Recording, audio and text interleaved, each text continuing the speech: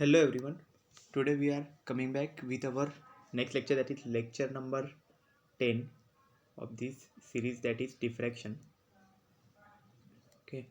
So in this lecture we have to discuss about last lecture हमने ये देखा था कि फ्रेस्नेल फ्रॉनहोफर डिफ्रैक्शन हमारा चालू है. Fraunhofer diffraction at a single slit जब हम कंसिडर करें तभी फ्रॉनहोफर डिफ्रैक्शन कैसे होता है वो हमने देखा था. ओके. उसका डेरिवेशन भी किया था पार्ट. इस बार हम लोग क्या देखने वाले कि इंटेंसिटी डिस्ट्रीब्यूशन देखने वाले इसका. और इंटेंसिटी डिस्ट्रीब्यूशन हम अलग टाइप से देखेंगे, थोड़ा अलग टाइप का. इसमें भी थोड़ा सा डेरिवेशन पार्ट रहेगा. ओके. और एक वेक्टर पॉलीगॉन मेथड है. Okay. Vector polygon method, vectors तो आपको पता ही है. ओके. तो वैसा एक मेथड रहेगा. ओके. उस मेथड को यूज करके हम आज के लेक्चर करने वाले. Okay. So now proceed to our first slide, that is पहले हेडिंग डाल दिया मैंने, intensity distribution in the diffraction of a single slit. Okay. तो देखो पहले क्या है इंटेंसिटी डिस्ट्रीब्यूशन. मतलब क्या रहता है कि जब हमारा जो इंटेंसिटी पैटर्न हमें मिलता है, ओके, डिफ्रैक्शन पैटर्न, उसमें क्या रहता है अलग अलग इंटेंसिटी के बैंड क्रिएट होते हैं. ओके. इसी को एक्चुअल में बोला जाता है इंटेंसिटी डिस्ट्रीब्यूशन. तो ये इंटेंसिटी कैसे डिस्ट्रीब्यूट हो रही है, मैक्सिमम इंटेंसिटी, मिनिमम इंटेंसिटी कैसे, तो वो चीज़ आज के इसमें हमने स्टडी करना. ओके. सो फर्स्ट पॉइंट देखो क्या है. The intensity variation in the diffraction pattern of a single slit can be investigated mathematically. इसे हम मैथमेटिकली स्टडी कर सकते हैं. ओके. इंटेंसिटी जो वेरिएशन हो रहा है डिफ्रैक्शन पैटर्न में उसे. For this purpose consider a plane wave to be incident on a single slit A B. तो हमारा जो स्लिट था, ओके, यहाँ पे मैं डायग्राम देखो इंक्लूड किया हुआ है. यही हमारा डायग्राम था लास्ट लेक्चर में भी. ओके ना. तो इसमें देखो क्या है, ये स्लिट है एक्चुअल में. ओके. ए और बी, यहाँ पे इनके बीच में जो गैप है ये स्लिट इसको बोलते हैं. ओके ना. तो यहाँ पे क्या प्लेन वेव्स निकलते. कि प्लेन वेव्स कैसे निकलते, पहले तो सोर्स रहेगा जो बहुत दूर रहेगा. ओके. इसका डिस्टेंस नहीं हम मेजर कर सकते क्योंकि इनफाइनाइट डिस्टेंस हमने कंसिडर किया. फिर वहाँ से एक यहाँ पे ऐसे लेंस रहेगा. ओके. अक्रोमेटिक लेंस हमने बोला था. तो लेंस के थ्रू क्या होगा, यहाँ पे प्लेन ऐसे पैरेलल रेज निकलेंगे. ओके. यहाँ पे ऐसे पैरेलल बहुत सारे निकलेंगे. तो हमने क्या किया है कि उसको डिवाइड किया हुआ है कुछ पर्टिकुलर पॉइंट्स में. ओके. और उस पॉइंट से एक्चुअल में हमारे डिफ्रैक्टेड रे उससे निकलेंगे. ओके. तो पॉइंट्स हमने क्या क्या कंसिडर किया, एक तो एज के जो दो पॉइंट तो फिक्स पॉइंट है. ओके. ए और बी, ये जो एज पे जो पॉइंट है वहाँ पे तो डिफ्रैक्शन होना ही है. बाकी यहाँ पे इमेजिनरी पॉइंट्स है. ओके. बीच में तो यहाँ पे एक सी पॉइंट बीच में बराबर सेंटर में कंसिडर किया हुआ है. ओके. वो भी इमेजिनरी पॉइंट है. देन ये सी पॉइंट के एकदम बराबर सीधा, ओके, ऑप्टिकल एक्सिस पे, ओके, ओ पॉइंट मिलने वाला है हमें. ओके. स्क्रीन पे. तो ये एक्चुअल में यहाँ पे हमें मिलने वाला है मैक्सिमम इंटेंसिटी. ये कैसे मिलता है हमने लास्ट लेक्चर में स्टडी किया था. क्यों मिलता है ये, क्योंकि बी से ओ तक का और ए जो है यहाँ से ओ तक का जो डिस्टेंस है, ओके, उसमें जो पार्ट डिफरेंस बन रहा है ना वो एकदम जीरो है. जीरो पार्ट डिफरेंस होने की वजह से यहाँ पे मैक्सिमम इंटेंसिटी. इसलिए यहाँ पे सेंट्रल में जो बैंड मिलेगा वो एक्चुअल में कैसा रहेगा, मैक्सिमम इंटेंसिटी का रहता है. ओके. हमने लास्ट लेक्चर में देखा था. देन ये फिर ऐसे ऐसे इंटेंसिटीज कम होती जाती है. देखो ये ऐसे ऐसे. ओके. इस तरह से यहाँ पे ये जो इंटेंसिटी पैटर्न यहाँ पे क्रिएट होता है. ओके. ये जो शो कर रहा है ना ऐसा बड़ा सा, ये एक्चुअल में क्या है, मैक्सिमम इंटेंसिटी है. फिर यहाँ पे भी first order maxima, then second order maxima, ऐसे. ओके. सेम यहाँ पे भी फर्स्ट ऑर्डर मैक्सिमा है एंड सेकेंड ऑर्डर मैक्सिमा है. ओके. इस तरह से निकलेंगे. एंड ये देखो यहाँ पे जो एंगल बन रहा है ये थीटा, ये एक्चुअल में डिफ्रैक्टिंग एंगल है. ओके. ये पॉइंट्स हमने जो कंसिडर किए हुए यहाँ पे, ओके, स्ट्रिप पे, स्मॉल स्मॉल स्ट्रिप्स में इसको हमने डिवाइड किया हुआ है. तो उसमें से सिर्फ 3 पॉइंट्स हमने यहाँ पे दिखाए गए. सिर्फ आप जितने चाहिए उतने पॉइंट्स यहाँ पे कंसिडर करते हो, उतने में एक्चुअल में डिफ्रैक्शन होगा. ओके ना. उस एंगल में ये इसका देखो स्क्रीन के बीच का जो डिस्टेंस है डी कंसिडर किया गया स्लिट और स्क्रीन के बीच में ना. ओके. और यहाँ पे जो पॉइंट था वो P1. अभी हमें इस पॉइंट का काम नहीं है, हमने सिर्फ यहाँ पे देखने के लिए कि क्या क्या हमने स्टडी किया था. ओके. एक्चुअल एक्सपेरिमेंट का ये डायग्राम यही है. ओके ना. अभी नेक्स्ट देखते हैं. यहाँ पे देखो क्या क्या बोला गया है. हमने ए बी जो स्लिट है उस पर हमने प्लेन वेव को इंसिडेंट किया. Then it can be divided into large number of infinitely small strips. मैंने बोला ना जो स्मॉल स्ट्रिप्स में इसको डिवाइड किया है. यहाँ पे 3 स्ट्रिप दिखा है लेकिन हमने अभी इन्फाइनाइट नंबर ऑफ स्ट्रिप्स में इसको डिवाइड किया गया है. ओके. स्मॉल स्मॉल स्ट्रिप्स बोलेंगे उसको, जितने इसमें हमने डिवाइड किया है उसको वो. और हर एक स्ट्रिप में से क्या होगा, डिफ्रैक्शन होगा ऐसा, ओके। और कुछ पर्टिकुलर एंगल में वो डिफ्रैक्ट होगा। Each strip is of equal width parallel to its length, okay. हर एक जो स्ट्रिप है उसकी विड्थ सेम होगी और वो पैरेलल होगी, उसके लेंथ के पैरेलल होगी। Then each strip forming an elementary source, okay. तो हर एक स्ट्रिप एलिमेंट्री सोर्स क्यों बनेगा, क्योंकि वहाँ से नेक्स्ट सेकेंडरी वेवलेट्स निकलेंगी, मतलब वहाँ से डिफ्रैक्शन होगा, okay. Then the optical path difference between the secondary wave emanating मतलब क्या, इमर्जिंग जो रहते हैं ना, इमर्जिंग वेव्स हम बोलते हैं ना, जहाँ से निकला हुआ है ऐसे, okay. Secondary waves emanating from the points A and B and reach the point P1, okay. तो हमने देखा था कि P1 पॉइंट पे ये जो ए और बी से जो निकलेंगे वो यहाँ पे डिफ्रैक्ट होके जाएंगे। पहले डिफ्रैक्ट होके कहाँ पे जाएंगे, वो इस लेंस पे जाएंगे और लेंस के थ्रू फिर कन्वर्ज होके वो यहाँ पे आ जाएंगे, ओके, P1 पॉइंट पे। फिर उससे हमें पार्ट डिफरेंस मिलता था। पार्ट डिफरेंस क्यों मिलेगा, क्योंकि पार्ट डिफरेंस कब बनता है, देखो पार्ट डिफरेंस फेज डिफरेंस में पहले डिफरेंस समझ लो क्या रहता है। अगर आप कंसीडर करो यहाँ पे एक पॉइंट है और यहाँ पे उसका डेस्टिनेशन हो गया, ओके।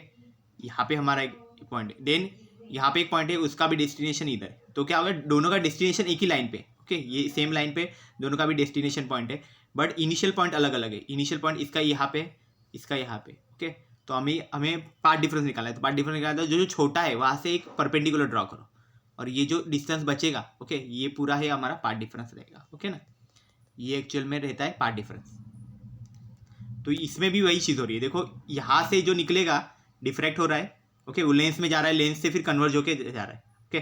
तो लेंस तक तो डिस्टेंस सेम ही है दोनों का भी, ओके। देन यहाँ से जो डिस्टेंस है ना वो अलग है, ओके। तो हम क्या कर रहे हैं अभी, यहाँ से ये इसका डिस्टेंस काउंट करेंगे, ये काउंट कर लेंगे और दोनों के बीच में जो बचा है वो बनेगा पार्ट डिफरेंस। तो ये काउंट करने के लिए कैसे करने वाले हम लोग, यहाँ पे हमने एक परपेंडिकुलर ड्रॉ किया था, ओके। लास्ट लेक्चर में ये स्टडी किया हुआ है, ओके। और ये जो बीच में जो गैप बचा ये एक्चुअल में पार्ट डिफरेंस है, वो Bn जो है वो पार्ट डिफरेंस है। तो इसको यहाँ पे लिखा है, देखो Bn इक्वल टू, अभी Bn को अगर मैं साइन थीटा यहाँ पे लिखता हूँ, ओके, यहाँ पे ये जो बन रहा है ना ऐसा, ओके, यहाँ पे मैं ड्रॉ करता हूँ, देखो ये B है, ये N है और यहाँ पे A है, ओके। तो ये थीटा बन जाएगा। और अभी देखो क्या है, साइन थीटा लिखो इसके लिए। Sine theta means opposite upon hypotenuse. तो अपोजिट साइड कौन सा होगा, ये यहाँ पे 90 डिग्री है। 90 डिग्री के यहाँ पे जो है वो हाइपोटेन्यूज रहता है और यहाँ पे जो है वो हमारा अपोजिट साइड रहेगा, मीन्स Bn अपॉन, तो क्या बनेगा साइन थीटा, यहाँ पे देखो sine theta is equal to Bn, okay, divide by AB, okay ना। तो इसका मतलब अगर Bn लिखना है तो कैसे लिखूंगा, AB साइन थीटा बनेगा, Bn इक्वल टू, तो यहाँ पे लिखा है मैंने, देखो Bn equal to AB sine theta, okay. और AB की वैल्यू क्या है, ये डायग्राम में दिखेगी आपको, देखो AB हमारा ये है, इसका डिस्टेंस देखो यहाँ पे शो किया गया है स्मॉल a, ओके। तो AB की वैल्यू स्मॉल a लिखते, जो एक्चुअल में विड्थ ऑफ स्लिट है, स्लिट की विड्थ है। तो AB के जगह पे a लिखा तो कितना बनेगा, a साइन थीटा, ओके। तो ये हमारा क्या हुआ, पार्ट डिफरेंस, ये पार्ट डिफरेंस है एक्चुअल में। This indicates that the path difference of various rays vary uniformly from 0 to a sin theta, okay. तो पार्ट डिफरेंस कैसे होता है, 0 से लेके a sin थीटा तक वेरी हो रहा है, ओके। हर एक अलग अलग जो वेव्स है हमारे, ओके, उनका, ओके, अलग अलग जो रेज बन रहे हैं उनका जो पार्ट डिफरेंस है, सबसे कम पार्ट डिफरेंस मतलब सेंट्रल मैक्सिमा का, वो पार्ट डिफरेंस है 0, और सबसे ज़्यादा फिर यहाँ पे a sin थीटा है, ओके। वो मतलब ऐसे ऐसे वेरी होते रहता है पार्ट डिफरेंस। पार्ट डिफरेंस जितना ज़्यादा उतना वो मिनिमम इंटेंसिटी दिखाएगा। और पार्ट डिफरेंस सब अगर कम रहेगा बहुत ज़्यादा तो वहाँ पे मैक्सिमम इंटेंसिटी रहेगी। तो ये चीज़ समझ लो कि ये पार्ट डिफरेंस है। और फेज डिफरेंस क्या रहता है, देखो फेज भी समझना पड़ेगा आपको, क्योंकि आगे फेज का ही काम है मेन। पार्ट डिफरेंस का तो इतना ही खत्म हो गया, फेज डिफरेंस का आगे जाके काम है। तो फेज डिफरेंस देखो क्या है, फेज ऐसे रहते हैं, ओके। ये एक वेव हो गया, देन ये सेकेंड वेव हो गया, ये थर्ड वेव हो गया। तो ये सारे वेव है। अभी मैं यहाँ से अगर एक लाइन निकालता हूँ, देखो हर एक का जो ऊपर का साइड है इसे एक्चुअल में बोलते हैं क्रस्ट, ओके। नीचे का साइड रहता है इसको ट्रफ बोलते हैं, ओके। तो ये देखो मैं अगर सिंगल लाइन ड्रॉ कर रहा हूँ तो सबके सेंटर में से ही जा रहा है, इसका भी वही पार्ट है उसमें से जा रहा है, इसमें भी वही जा रहा है। तो क्या बोल सकते हैं कि तीनों की तीनों वेव्स है ना वो एक दूसरे के इन फेज है। ओके, फेज में हो, फेज उनका सेम है, फेज डिफरेंस, फेज अगर सेम है तो फेज डिफरेंस क्या रहेगा, 0 रहेगा, यहाँ पे किसी भी तरह का फेज डिफरेंस नहीं है। ओके, और अभी फेज डिफरेंस वाला कंसिडर करते हैं। तो फेज डिफरेंस अगर है वेव्स में तो कैसे बनेगा, देखो एक वेव अगर मैं ऐसे कंसिडर करता हूँ, दूसरा वेव मैं ऐसे कंसिडर करता हूँ, ठीक है, तो ये हो गया। फिर तीसरा अगर मैं कंसिडर करता हूँ उसमें भी कुछ, उसमें अगर ये इसके साथ ओवरलैप ही हो रहा है, ठीक है, ऐसे। ओके, तो इसमें देखो क्या हो रहा है, ये थर्ड वाला निकाल देता हूँ, ठीक है, ये अच्छा नहीं दिख रहा है। तो ये दो वेव्स अगर कंसिडर करते हैं, देखो इसका ऊपर का है जो क्रेस्ट है, वहाँ से अगर मैं लाइन निकालता हूँ और ये सीधा लाइन निकालता हूँ तो ये क्या हो गया, नीचे वाले का ट्रफ हो गया। और इसमें भी उल्टा हो गया, इसका क्रेस्ट है वो इसके ट्रफ में जा रहा है, मतलब उल्टा उल्टा हो रहा है। तो यहाँ पे एक्चुअल में फेज डिफरेंस क्रिएट हो रहा है और एक दूसरे के बराबर अपोजिट है। अपोजिट हो गया तो फेज डिफरेंस रहता है पाई, मतलब कितना था 180 का फेज डिफरेंस रहेगा, तभी अपोजिट हो सकता है। तो ये फेज डिफरेंस कितना भी हो सकता है, ऐसा जरूरी नहीं कि 180 होना चाहिए। ओके, इस तरह से फेज तो ये एक्चुअल में क्या होगा, यहाँ पे फेज डिफरेंस क्रिएट होगा। ओके, तो इसको बोलते हैं फेज डिफरेंस। तो रे फेज इस चीज़ को बोलते हैं। ओके ना, पार्ट डिफरेंस और फेज डिफरेंस का मीनिंग अभी पता चल गया होगा। नेक्स्ट देखते हैं, ये डायग्राम हमने स्टडी किया है, आगे देखते हैं। As the incident wave front is parallel, देखो इंसिडेंट जो वेव फ्रंट थे वो सबके सब पैरेलल थे, हमने बताया ना, यहाँ पे जितने भी आ रहे वो सब पैरेलल है एक दूसरे को। ओके ना, ये इंसिडेंट वेव फ्रंट है एक्चुअल में।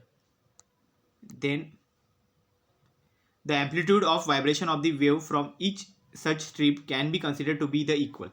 तो जो एम्पलीट्यूड बन रही है वाइब्रेशन की हर एक वेव के लिए फ्रॉम ईच स्ट्रिप, ओके, हर एक स्ट्रिप में से, मतलब जो हमारे इंसिडेंट वेव्स निकले यहाँ पे सब हमने इनफाइनाइट नंबर के, तो इसमें से क्या हो रहा है, यहाँ पे किसी एक पर्टिकुलर एंगल पे वहाँ पे डिफ्रैक्शन हो रहा है।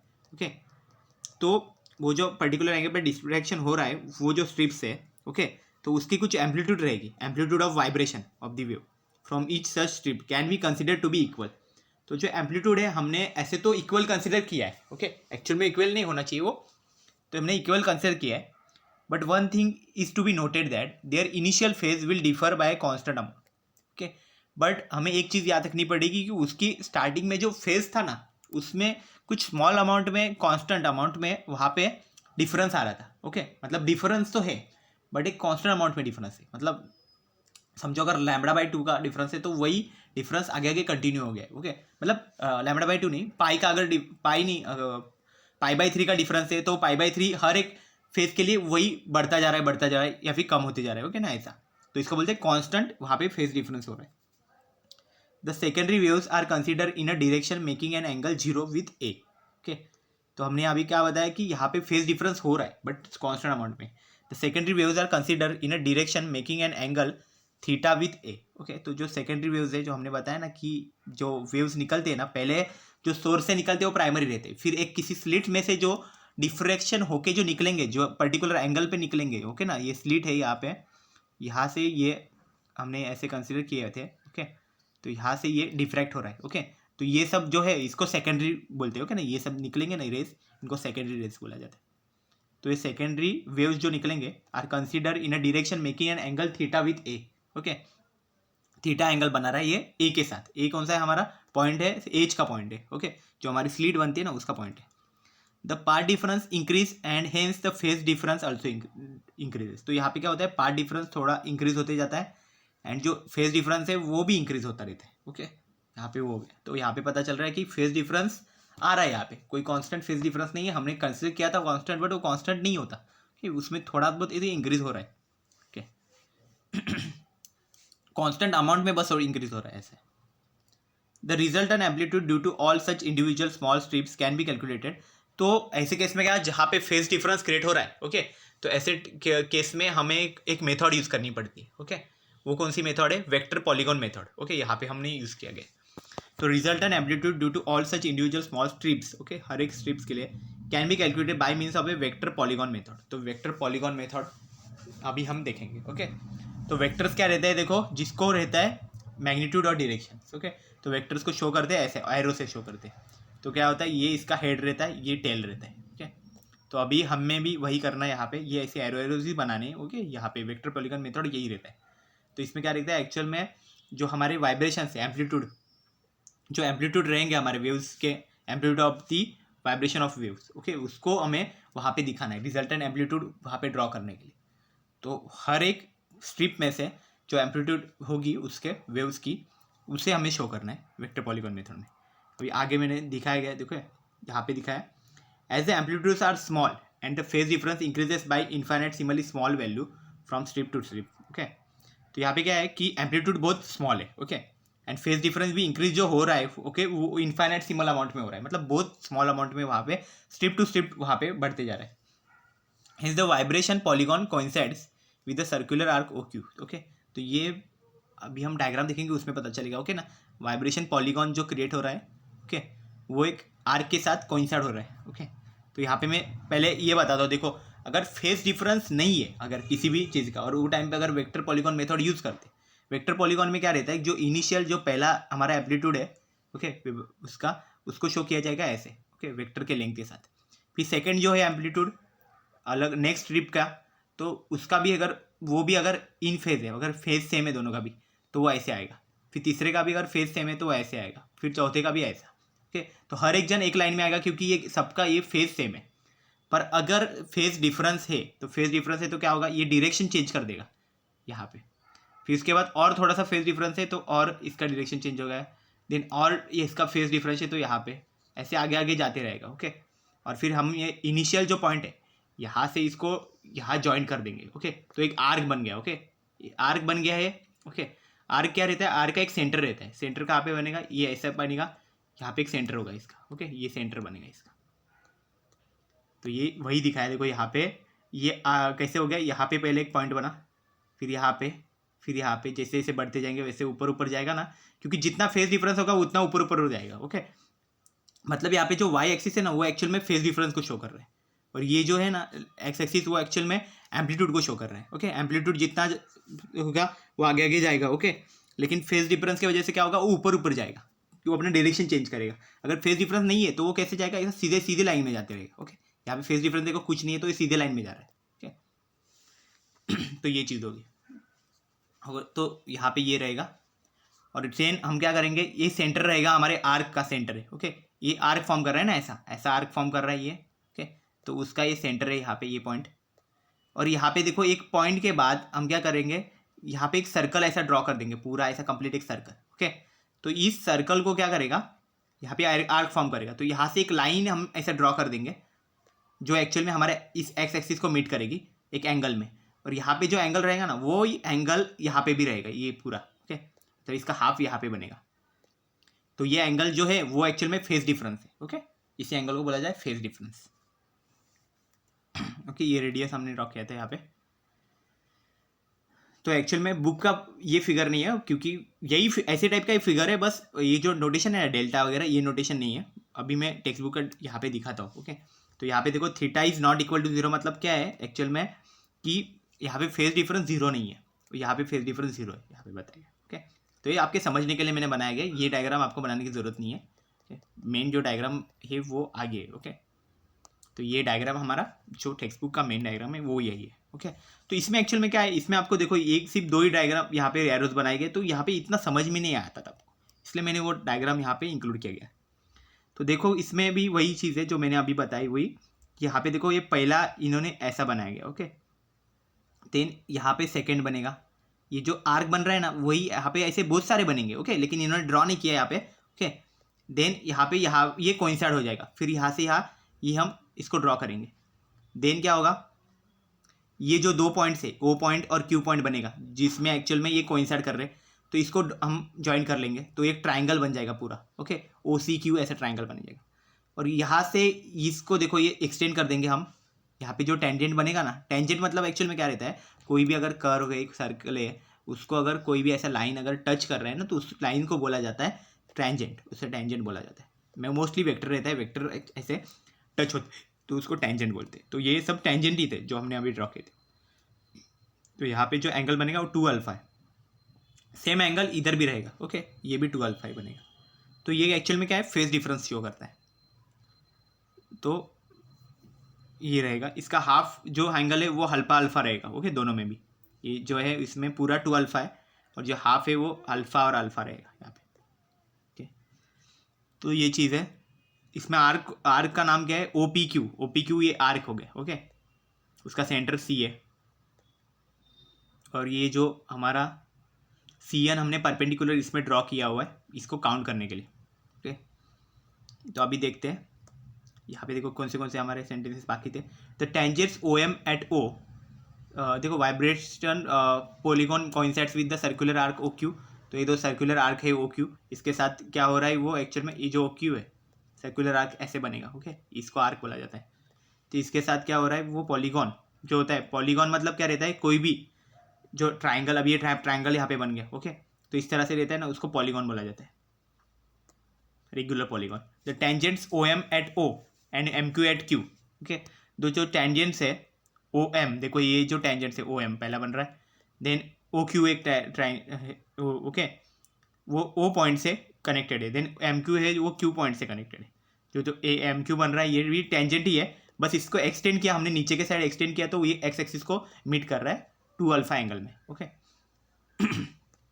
देन नेक्स्ट क्या है, represent the secondary wavelets from the first and last vibration. तो ये फर्स्ट एंड लास्ट वाइब्रेशन के लिए सेकेंडरी वेवलेट्स शो कर रहे हैं हमें। ओके ना, ये सब वेवलेट्स ही है। ओके, क्योंकि ये एम्पलीट्यूड शो कर रहे हैं ना, तो एम्पलीट्यूड हमारे किसके जो स्ट्रिप्स में से जो हमारे रेज निकलेंगे, ओके ना, इसका ही एम्पलीट्यूड दिखा रहा है, वो एक्चुअल में शो कर रहा है। तो इसलिए हम बोलते हैं कि ये सेकेंडरी वेवलेट्स को शो कर रही है। देन अभी क्या कर रहे हैं, नेक्स्ट है देखो, the two vectors are inclined at 20। Okay, ये 20 नहीं रहेगा, देखो जो दो वेक्टर्स हमारे हैं वो एक्चुअल में क्या कर रहे हैं, यहाँ पे मीट हो रहे हैं, which give the phase difference, यहाँ पे 2 अल्फा होगा। ओके ना, ये 20 नहीं है, इसको यहाँ पे कट कर दो। ओके, यहाँ पे लिखो 2 अल्फा। ओके, ये है, इसको पहले कट करो, यहाँ पे लिखो 2 अल्फा। ओके, तो देखो ये जो वेक्टर्स है वो इंक्लाइंड हो रहे हैं at 2 alpha which gives the phase difference between the first and last vibration. तो यहाँ पे क्या है, वैसे तो n नंबर ऑफ स्ट्रिप्स है तो वाइब्रेशन भी n नंबर्स ऑफ रहेंगे, लेकिन हम क्या कर रहे हैं कि जहाँ पे ये कोइंसाइड कर रहा है, ओके, एक पर्टिकुलर पॉइंट को हमने कंसिडर कर दिया कि ये फर्स्ट पॉइंट है, ये सेकंड है। ओके, हमें क्या डेरिवेशन लिखना है यहाँ पे सिर्फ। ओके, इसलिए तो फर्स्ट एंड लास्ट वाइब्रेशन इससे कनेक्ट हमने कंसिडर कर दिया है, और ये जो एंगल है 2 अल्फा का, ओके, ये यहाँ पे भी बन रहा है, यहाँ पे भी बन रहा है, तो ये एक्चुअल में क्या फेज डिफरेंस को शो कर रहे हैं। Okay, first and last vibration में से, तो ये फर्स्ट वाइब्रेशन देखो यहाँ पे जा रहा है और ये लास्ट वाइब्रेशन ऐसे जा रहा है, तो ये दोनों के बीच में जो एंगल है वो ऐसे कंसिडर कर दिया है। ओके, दूसरे साइड तो ये क्या बन रहा है एक्चुअल में, तो ये कैसे होगा, ये आगे एक्सटेंड करेगा ना, तो एक्सटेंड ऐसे हो जाएगा, और ये यहाँ पे, तो ये दोनों के बीच का जो पॉजिटिव एंगल बनेगा वो 2 अल्फा बनेगा। ओके, देन नेक्स्ट क्या है, draw C N perpendicular from the centre of the circular arc on the resultant vector O Q. अभी क्या करेंगे हम, जो सी एन है परपेंडिकुलर वो ड्रॉ कर देंगे। देखो यहाँ पे सी एन ड्रॉ किया है परपेंडिकुलर जो आर्क के ऊपर है, ओ क्यू पे हमने किया। और अभी क्या लिखेंगे, ये जो अभी देखो यहाँ पे जो ओ पॉइंट है ना, ये जो है ये भी 90 डिग्री है और ये भी 90 डिग्री है। ये एक प्रॉपर्टी रहता है मतलब आर्क का, कि अगर आप ऐसे कभी भी सर्कल को यहाँ पे अगर आर्क बनाते हो तो उसके दोनों पॉइंट्स है ना, ये एक्चुअल में 90 डिग्री इससे शो करते हैं, ठीक है ना। तो अभी क्या करेंगे हम कि angle Q M X equal to Q C O equal to 2 alpha. देखो यहाँ पे क्यू एम एक्स कौन सा है, क्यू यहाँ पे है, एम एक्स मतलब एम और एक्स। ओके, तो मतलब ये एंगल और 2 अल्फा है, वो तो हमें मालूम ही था, और ये भी एंगल जो है क्यू सी ओ, ओके, वो भी 2 अल्फा है। देन ऑल्सो यहाँ पे एस लिख दो, ठीक है ना, साइन अल्फा, स्मॉल एस लिख देना, साइन अल्फा। ओके, यहाँ पे लिखो ऑल्सो साइन अल्फा, यहाँ पे अभी फाइंड करना है साइन अल्फा इसके लिए। ओके, तो ये दोनों साइड मैंने बोला ना 90 डिग्री कंसिडर करना है हमें। ओके, क्योंकि आर्क को कनेक्टेड है ना, ये कोइंसाइड हो रहा है। तो देखो क्या है, साइन अल्फा यहाँ पे क्या बनेगा, अपोजिट ऑफ वन हाइपोटिनस। तो हाइपोटिनस कोई भी एक साइड ले लो, हाइपोटिनस यहाँ पे क्या बनेगा, हमारा रेडियस बन जाएगा, वो हाइपोटिनस को हम कंसिडर कर ले। तो अगर साइन अल्फा यहाँ पे हम कंसिडर करते हैं, ओके, अपोजिट साइड इसका क्या बनेगा, यहाँ पे ओ एन बनेगा अपोजिट साइड। ओके, तो अपोजिट साइड है ओ एन इस पॉइंट का। Okay, O N, then hypotenuse देखो क्या है, आर है यहाँ पे, तो हाइपोटिनस ले लिया, तो ओ एन अपॉन सी ओ। ओके, ओ एन अपॉन सी ओ, तो सी ओ क्या है, सी ओ एक्चुअल में है आर, इसकी वैल्यू है आर, ओके, ओ सी मतलब आर, तो O N equal to R sine alpha है, ओके। डायग्राम में आप देख सकते हो, ये जो ये ट्राइंगल है वही कंसिडर किया है, स्मॉल ट्राइंगल। नेक्स्ट क्या है, where R is the radius of the circular arc, okay, R is the radius of the circular arc है। ऑल्सो ओ क्यू, अभी क्या है, और एक चीज़ है कि यहाँ पे जो ओ क्यू है इसके बीच में परपेंडिकुलर बाइसेक्टर है, बाइसेक्टर अगर परपेंडिकुलर आ जाता है तो कभी कैसे आता है, कभी भी वो मिड पॉइंट पे आता है। अगर ये मिड पॉइंट पे ऐसे बाइसेक्टर आ गया तो ये जो दोनों है, ये दोनों के भी लेंथ सेम रहेगी। इसका मतलब क्या हो गया, O N equal to O Q हो गया, ओके ना। तो हम ओ क्यू को पूरा, O N equal to N Q हो गया, तो इसलिए हम पूरा ओ क्यू को लिखेंगे कि 2 टाइम्स ओ एन है, ओके। तो O Q equal to 2 times O N लिख देंगे। और ओ एन की लेंथ कितनी है, ओ एन हमने यहाँ पे फाइंड किया हुआ है, आर साइन अल्फा है, तो लिख दो यहाँ पे 2 into R sine alpha, okay. O Q की यही हो गया। अभी नेक्स्ट देखते हैं, जो ओ क्यू है वो हमारा क्या है एक्चुअल में, रिजल्टेंट एम्पलीट्यूड शो करता है ये एक्चुअल में, मतलब यहाँ पे जितने भी एम्पलीट्यूड हमने यहाँ पे ड्रॉ किए ना, उन सबका एक रिजल्टेंट बनेगा ना, वो एक्चुअल में है हमारा ओ क्यू, ओके ना। तो इसलिए हम ओ क्यू फाइंड कर रहे हैं। देन क्या है, the length of the arc O P Q is directly proportional to the width of slit A. तो जो आर्क बन रहा है, लेंथ ऑफ द आर्क, जो ओ पी क्यू का जो आर्क है उसकी जो लेंथ है वो एक्चुअल में हमारे स्लिट की जो विड्थ है उसके साथ प्रोपोर्शनल है, ओके। तो arc O P Q is proportional to A, okay, ऐसा आएगा। तो आर्क ओ पी क्यू को हम कैसे लिख सकते हैं कि प्रोपोर्शनल टू ए है ना, तो आर्क ओ पी क्यू, यहाँ पे मैं अगर आर्क ओ पी क्यू लिखता हूँ देन यहाँ पे O P Q is directly proportional to small A लिखेंगे, ओके। अगर ये डायरेक्टली प्रोपोर्शनल साइन अगर निकाल देना है तो ये कितना बनेगा arc O P Q equal to K A बन जाएगा, ओके ना। के यहाँ पे क्या लेगा, प्रोपोर्शनलिटी कांस्टेंट, ओके। ए जो है वो हमारा विड्थ है, और इसकी वैल्यू अभी क्या कंसिडर की है, ए नॉट कंसिडर की है। तो ए नॉट क्या वैल्यू है वो हम बाद में बताएंगे, ठीक है ना। तो यहाँ पे वही लिखा है, वेयर के इज कांस्टेंट एंड के से के नॉट, ओके। के का वैल्यू हमने ए नॉट लिखा है, तो ए नॉट वैल्यू एक्चुअल में किसके लिए लिखते हैं, ये एक्चुअल में लिखा जाता है जो बीच में सेंट्रल मैक्सिमा रहता है ना, उसके लिए ए नॉट वैल्यू यूज की जाती है, एम्पलीट्यूड का वैल्यू है, ओके। आगे हम बताएंगे इसको, ठीक है ना। ऑल्सो फ्रॉम फिगर, अभी जो फिगर है हमारा जो पोइक्टर पॉलीगॉन वाला, उसमें से अभी क्या हमें फाइंड करना है, देखो 2 अल्फा लिखना है। अगर 2 अल्फा का लिखना है हमें, ये 2 अल्फा लिखना है, तो हम क्या करेंगे, पहला अपोजिट लिखेंगे इसका। अपोजिट में क्या है इसका, आर्क है, आर्क का फॉर्मूला लिखेंगे, आर्क है वो कितना है ओ पी क्यू, एंड उसको डिवाइड करेंगे इसका एक साइड से, मतलब वो कितना है, रेडियस बन जाएगा। तो ये क्या करेंगे, ये याद रखो, ठीक है ना, arc O P Q divide by radius, ऐसा करेंगे। 2 alpha equal to arc O P Q divide by radius, okay, ऐसे बनेगा। तो ये क्यों बनता है, क्योंकि यहाँ पे दोनों साइड, ये हमने बोला ना कि क्या होता है, ये 90 डिग्री में हो जाता है, ओके। तो इसलिए क्या हो जाता है, इसका कोई भी एक साइड कंसिडर कर दो, अपोजिट अपॉन हाइपोटेन्यूज भी कर सकते हो आप, ओके। या फिर आर्क का फॉर्मूला भी रहता है separate, arc O P Q है ना, इसका जो फॉर्मूला होता है वही होता है रेडियस इंटू इसका एंगल, ओके। तो इसलिए आप ऐसे भी लिख सकते हो, 2 alpha equal to arc O P Q upon radius, okay. Then 2 alpha, then arc O P Q का वैल्यू कितना है, आर्क ओ पी क्यू का वैल्यू यहाँ पे फाइंड किया हुआ है के, ओके। तो के लिख दो यहाँ पे, तो के आ गया, एंड रेडियस का आर लिख दो, स्मॉल आर। अभी इसको थोड़ा अरेंज कर लो, अरेंज किया तो कितना बन जाएगा, 2r इक्वल टू के अपॉन अल्फा। इसमें क्या किया, सिर्फ आर और अल्फा को रिप्लेस किया हुआ है, एक जगह चेंज किया गया है उनका बस। तो 2r इक्वल टू के अपॉन अल्फा, ये बन गया।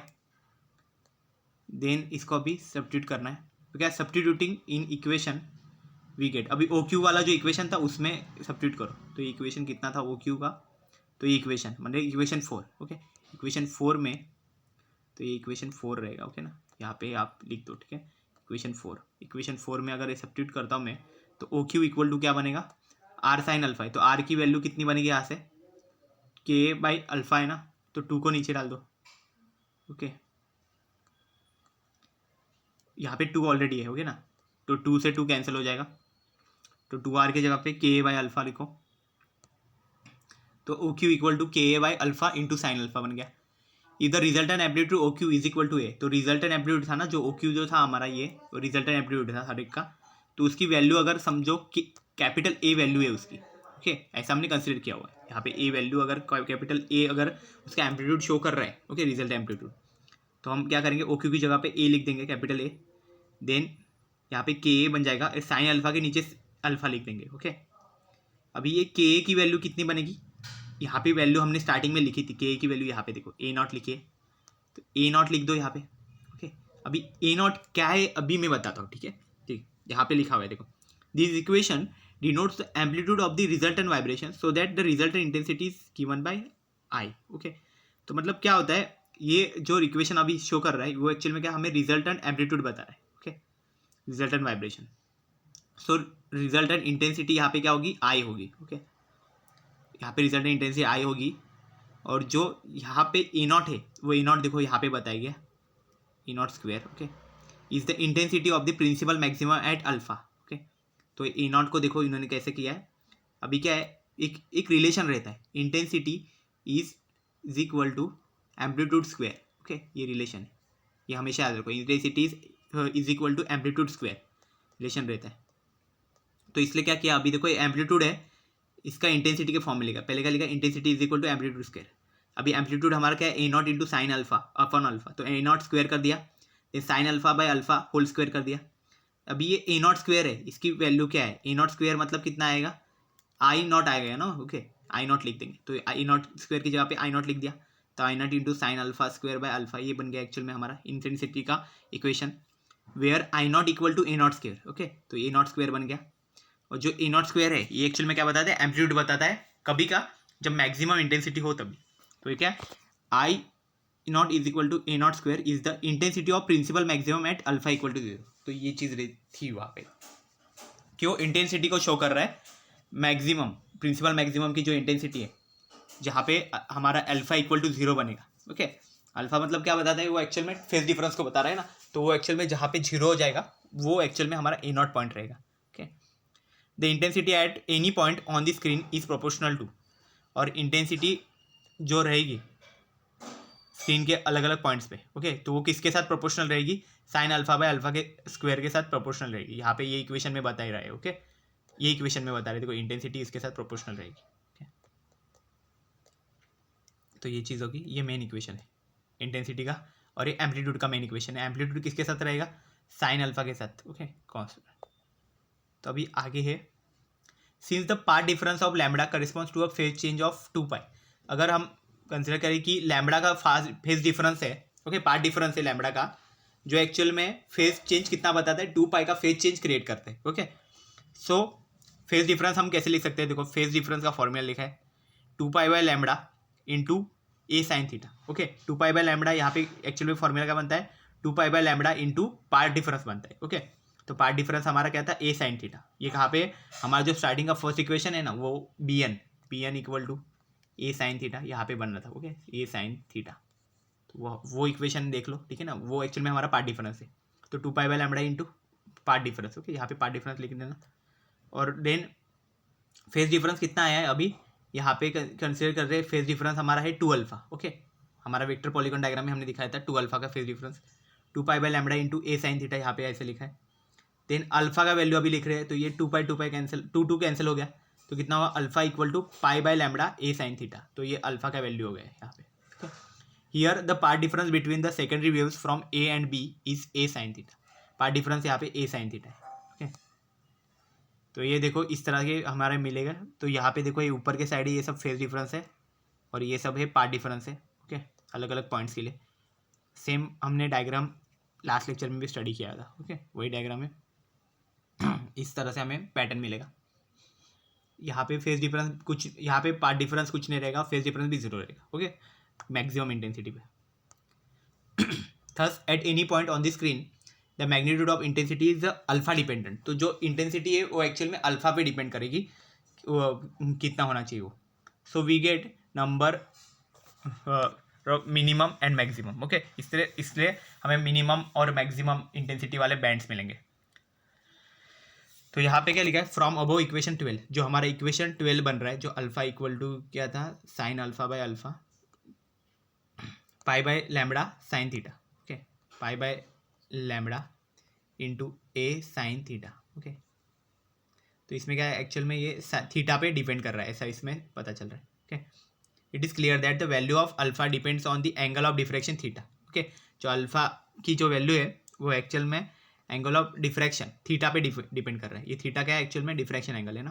ओके, और also the value of sin alpha by alpha mod square gives the intensity at various points of the okay. तो ये चीज़ किस पे इंटेंसिटी पे डिपेंड कर रही है. इस पर भी इक्वेशन था हमारा I equal to I not sine alpha by alpha. Okay, ये क्या बनता था मॉड स्क्वेयर. okay? इस पे डिपेंड कर रहा है. तो यही चीज़ है. Okay, so this is all about the today's lecture. I hope you have understand. एक बार इसका जो कुछ है जो अभी का डेरिवेशन है, एक बार इसको लिख के प्रैक्टिस करो, तभी आपको ये ठीक से याद होगा. और जो वेक्टर पॉलीगॉन का मेथड है वो एक बार समझ लो कि किस तरह से किया जाता है. ओके, उसको अंडरस्टैंड किया जाता है. ओके, वो सब चीज़ें. I hope you have cleared all these things about the today's lecture. Thank you very much.